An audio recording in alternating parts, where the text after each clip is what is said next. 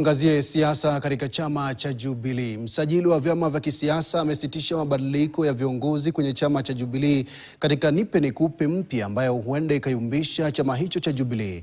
Msajili wa vyama hivyo kwenye barua yake kwa kiongozi wa chama cha Jubilee Uhuru Kenyatta amesema kwamba hangeidhinisha mabadiliko ya kumwidhinisha Fred Matiang'i kuwa naibu kiongozi wa chama baada ya kupokea barua kutoka kwa aliyekuwa mbunge wa Nyeri mjini Ngunjiri wa Mbugu ambaye ni mwanachama wa Jubilee. Msajili sasa anataka chama hicho kusuluhisha mgogoro huu kabla mabadiliko kufanyika, kama Daniel Kariuki anavyoarifu.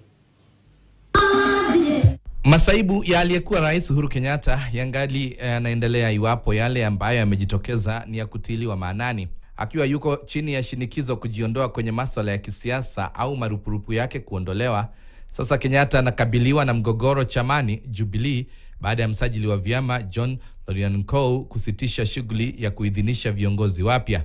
Loriankou kwenye barua kwa Uhuru amemwarifu kuwa kulikuwa na pingamizi kutoka kwa aliyekuwa mbunge wa Nyeri Ngunjiri wa Mbugu, akisema nikinukuu, ofisi yangu imepokea barua kutoka kwa Ngunjiri wa Mbugu akipinga mabadiliko yanayonuiwa kufanywa na chama kama yalivyochapishwa kwenye gazeti rasmi nambari 5749. Basi pingamizi hili limekubalika kama ilivyoratibiwa kwenye katiba ya chama. Mwisho wa nukuu.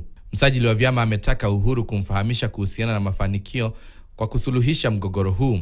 Wambugu aliandika barua kwa msajili akisema nikimnukuu, kupitia kwa barua rasmi nimeibua masuala kadha wa kadha kuhusiana na uhalisia wa viongozi wapya wa chama na kuhusiana na baraza kuu la chama NEC. Mwisho wa nukuu. Fred Matiang'i alikuwa ameteuliwa kama naibu kiongozi wa chama na pia kama mgombea wa urais kwenye uchaguzi ujao chini ya chama cha Jubilee, hatua ambayo baadhi ya wanachama walikuwa wanapinga. Mwezi Januari mabadiliko zaidi yalifanyika ambapo aliyekuwa mbunge wa Narok Kaskazini Moitalelo Lekenta alichaguliwa kama katibu mkuu akichukua nafasi ya Jeremiah Kioni. Wengine walioteuliwa ni pamoja na aliyekuwa mbunge wa Mgirango Magharibi Vincent Kemosi ambaye sasa ni mwenyekiti, fanya biashara Yasin Nur kama katibu mratibu, Kembi Getora kama mkurugenzi wa mipango ya uchaguzi na Zack Kinuthia kama naibu katibu mkuu.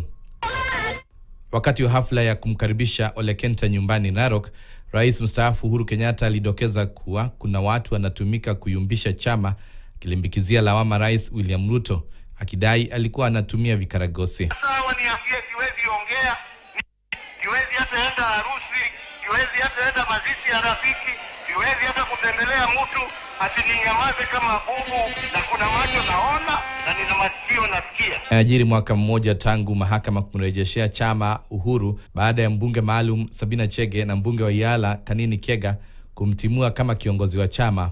Mgogoro huu unajiri wakati ambapo Uhuru amejipata pabaya, huku ndani wa Ruto akianzisha mchakato kumnyima marupurupu kuwa anajihusisha na siasa. Daniel Kariuki, KTN.